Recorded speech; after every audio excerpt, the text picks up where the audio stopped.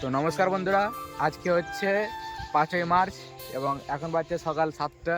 আর আমি আর আমার ভাইপো যাচ্ছি এখন গঙ্গার দিকে। এই যে ব্রাশ কলগেট নিয়ে নিয়েছি, দিয়ে এখন যাচ্ছি গঙ্গাতে স্নান দান করে আমরা চলে যাবো স্কুলের দিকে। আজকে হচ্ছে আমাদের ইংলিশ সাবজেক্টের পরীক্ষা আছে এইচএসে। তো এখন বলতে পারছি না কেমন রেজাল্ট হবে না হবে, তারপর কোশ্চেন কীরকম পড়বে সেটা এখন বলতে পারছি না। প্রিপারেশন মোটামুটি ভালোই হয়েছে, এখন দেখা যাক কী হয়, ভাগ্যের উপর ডিপেন্ড করছে। ওটা প্রিপারেশন তো মোটামুটি ভালোই নিয়েছি আমরা। আর এদিকে একটা দেখার বিষয়টা হচ্ছে এই কলগেট নিয়ে আসেনি, যে সাবানটা থাকে সাবান দিয়ে এখন ব্রাশ করবে, এটা হচ্ছে মজার ফ্যাক্ট নাই বাড়িয়া। আর এই যে সকালে এই যে প্রকৃতি, এটা ওদিকে হচ্ছে বিএসএফ এর মানে যে ঘরগুলো থাকে রাত্রে নাইট কাটানোর জন্য, ওটা হচ্ছে। আর এই যে আমাদের মা গঙ্গা, সকালে মানে খুব সুন্দর একটা প্রকৃতি। কিন্তু একটা মানে বিষয় যেটা ভাবার বিষয় সেটা হচ্ছে এখন বাজছে প্রায় সকাল 7টার কাছাকাছি, আর এখন তাপমাত্রা মানে দিনে দিনে বাড়তে চলেছে। এখন প্রায় মোটামুটি তাও 25-এর আশপাশে তাপমাত্রাটা আছে এখন। মানে ভেবে না কত গরম পড়তে লেগেছে এখন তো জাস্ট শুরু হলো মার্চ মাসের এখন প্রথম দিক। এখন দেখা যাক কতটা তাপমাত্রা ওঠে। গত বছর তো বোধহয় 58°C হয়েছিল হাইস্ট, দিল্লি ওটা বোধহয় রাজস্থানের সম্ভবত। এখন দেখা যাক কতটা কি হয় না হয়।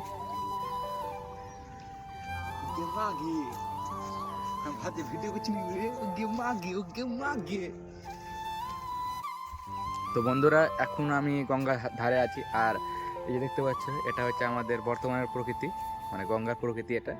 আর এই যে দেখো, এই যে মানে যে কলটা তৈরি হয়েছে আমাদের এখানে, মানে ঘর ঘর যে জলটা যাবে, সেই জলটা এতটা স্পিডে পড়েছে যে পাহাড়টাকে ভাঙতে বাধ্য হয়েছে। দেখো এখান থেকে ভাঙতে ভাঙতে এই অবস্থাটা কী হয়েছে, ওখানে গিয়ে জলটি মিশেছে। মানে ওখানে ভেবে নাও কতটা গভীরতা হয়ে আছে, এখনটা মানে বিশাল গভীরতা হয়ে আছে ওখানে। আর এখন তো আমরা স্নান দান করবো, তাড়াতাড়ি স্নান দান করে ভাতটা খেয়ে বেরিয়ে যাবো এখন স্কুলের দিকে। তো চলো স্নানটা আগে করে নিই। डायनासोर गया था।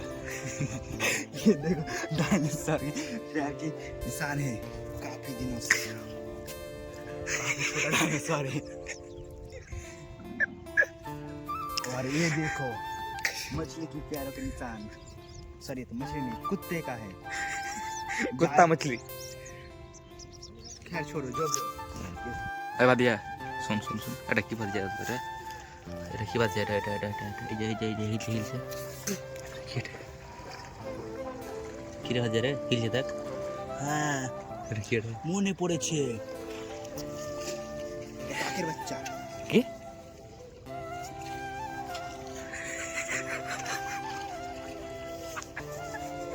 কি এটা? ऐसा जा कि रे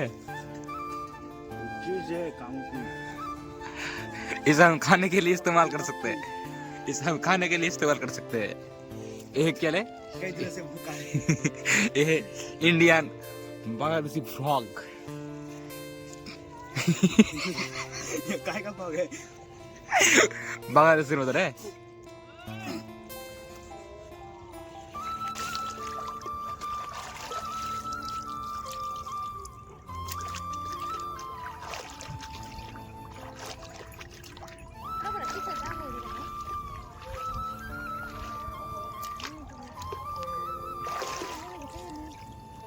তো বন্ধুরা, এখন আমাদের ফাইনালি স্নান দান করা হয়ে গেছে, আর এখন যাচ্ছি বাড়ির দিকে।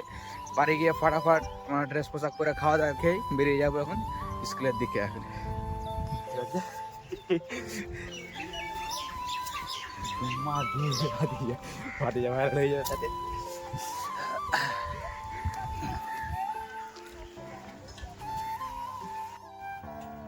এখন আমাদের স্নান দান সব কমপ্লিট। স্নান দান করে পুজো পাঠ করে যে নর্মাল ড্রেসটা পরতে হয় সেই ড্রেস পোশাক করে এখন রেডি হয়ে আছি আমি। আর এখন মানে আলু সিদ্ধ ঘি ভাত খেয়ে এখন বেরিয়ে পড়বো। মানে সকালে যে নাস্তাটা, এই নাস্তাটা খেয়ে যাবো। এখন 10টা থেকে এক্সাম শুরু, 10টা থেকে 1:15 পর্যন্ত এক্সাম হবে, সেই জন্য কিছুটা খাবার খেয়ে যাবো এখন। আর সকালে যে নাস্তাটা, সেই নাস্তাটা এখন তৈরি হয়ে গেছে, এখন খাওয়া দাওয়া করবো এখন।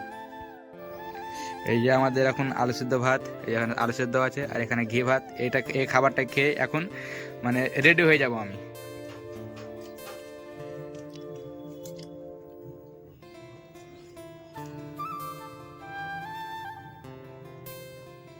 10টা কালে 10:45টার সময় খাতা ছাড়বে। আর এই ছেলেকে দেখো এখন ঘুরতে পারছে 9টা, আর এখন খাচ্ছে খাবার। কি করব, রুটিটা আমার ভালো ফেভারিট, কালাই রুটি। যেতে নাই করে আধা ঘন্টা টাইম লাগবে, আধা ঘন্টা আগে যে দাঁড়িয়ে থাকবো তা না। এখন ছেলে এখন খাবার খেতে ব্যস্ত, লাগো বুঝো। রুটি যদি আপনি পেয়ে যাবেন মানে কি বলবো, আমার পিজাটা ভালো লাগে। এখন ফাইনালি আমরা রেডি হয়ে বেরিয়ে গেছি এক্সামের দিকে। আর এখন মানে তারপরে করে যাচ্ছি আমরা এই দিয়ে মানে জঙ্গল দিয়ে যাচ্ছি, আমার রাস্তা ফাঁকা ফাঁকা। তো কিছু বলার নেই, এখন তাড়াতাড়ি যেতে হবে। গিয়ে প্রত্যেকদিন আমাদের মানে ঘরটা চেঞ্জ হবে, ঘরটা আবার খুঁজে প্রথম থেকে আবার নতুন পরীক্ষা দিতে শুরু করতে হবে। রাস্তাটা উপভোগ করতে করতে যাওয়া এখন বর্তমানে 1 তারিখ লাগছে, পরীক্ষার সময় কি হবে সেটা জানি না। সেটা বক্তব্য করে এই ডিভাইড রাখছি আমার মোবাইলে দেখা কি আছে মনে হয় শাড়ি করে। তো আমরা হারা পরীক্ষা দেখবো কি হচ্ছে। ভালো করলেই হচ্ছে। এর আগের দিন যেদিন এক্সাম দিয়েছিলাম মোটামুটি সেরকম করা ছিল না, ছিল ওরা বলতে মানে নিম পাতা কিন্তু করা ভালো ছিল। নিম পাতা যখন করা হয় ওরকম যদি হয় তাহলে তো হয়ে গেছে ঠান্ডা ঠান্ডা তাহলে সার্ভিকশন দিয়ে হবে বলতে পারছি না। মানে এর আগের দিন বন্যার সময় বন্ধু বান্ধবের কাছ থেকে কি মানে সাজেশন পেয়েছি। আর এমন এমন দিন আছে যে হয়তো একটু ধার মানে নড়ায় তাদের সাথে ছিল এই কাজে এরকম করতে লাগে, তাই দেখা যাক কিরকম স্যার পরে। হাতটা নড়তে পারলে আমাদের অনেক। কোন নড়া হাত ঘাড় নড়তে পারলে হাত করছি ঘাড় ঘাড় ঘাড় হাত নেই ঘাড় ঘাড়টা একটু যে পিছনে বলো বন্ধু মানে বুঝতে পারছেন লেজেন্ড ছিল সেটা বাস। মানে হাত বলতে যে ঘাড় বলতে দিচ্ছে। ফাইনাল বন্ধুরা, এখন আমি চলে এসেছি স্কুলে। আর এই যে এটা হচ্ছে আমাদের এখন স্কুল, এখানে আমাদের সেন্টার পড়েছে। আর এখন আমার যতগুলো বন্ধু আছে এই যে এখানে সমস্ত বন্ধু এখানে আমরা হাজির আছি। এখন দেখতে হবে কিরকম পরিস্থিতি হয়ে আছে পরীক্ষা। ছেলে লাগবে দেখলে তোমরা দেখলে লাস্ট বারের মতো। তারপরে আমাদের কিচ্ছু হবে না, আমরা রাস্তা আমাদের কিচ্ছু হবে না। যে দেখলো যে মাই পড়লে আসছে দেখ ভালো লাগবে কিন্তু। যে ক্যামেরাম্যান তার ফেল হবে যে বিয়ে করবে। আবার দেখি বললি যে ক্যামেরাম্যান তো ফেল করবে দিয়ে বিয়ে করবে। ভালোই গুড আশীর্বাদ দিল্লি। এমনি তো মেয়ে পছন্দ হয় না, ওটাই বেটার। পছন্দ নয় তুই ওকে বিয়ে করবি। ছেলে বলে আয় রে আয় রে আয় রে। ওকে মাগে আয় ভাই আয় ফটাফট ফটাফট। আই লাভ ইউ টু বল। তো বন্ধুরা, আজকের মানে এক্সামটা মোটামুটি ভালো হয়েছে, না খারাপ না ভালো। এখন এখন বলতে পারছি না কি হবে না হবে, ভালোই বাজে কেমন হবে। সবথেকে বাজে আমার ইংলিশ বোর্ড সাবজেক্ট আছে বলতে পারছি না এখন কতটা নাম্বার পাবো না পাবো সেটা আমার কনফার্ম জানি না। এখন আমার ইংলিশ বোর্ড এখন সাবজেক্ট 2026 আবার এক্সাম দিতে হবে, বাট আমি বলতে পারছি না। আশা করি যে নাম্বার ভালো দিয়েছি, এবার স্যাররা কিরকম নাম্বার দেবে সেটা তাদের উপর ডিপেন্ড করবে। ইংলিশটা পার হইনি।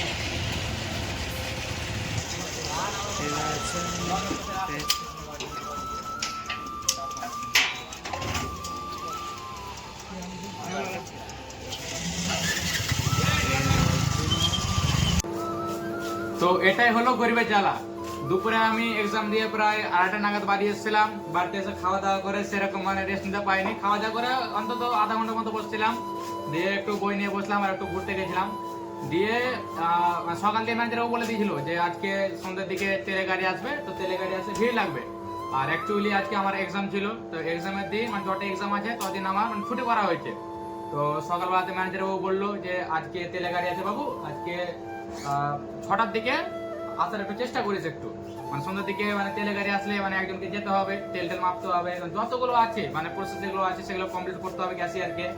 তো সেই সময় মানে ভিড়টা লাগবে কিনা সেই জন্য আমাকে ডাকলো যে যখন ভিড়টা লাগবে একটু অ্যাডজাস্ট করিস। মানে আমাদের কাজটাই এরকম যে যদি নজরের কাজটা যদি এক মিনিটের জন্য হটি তাও মানে সেখানে ভিড় লেগে যাবে।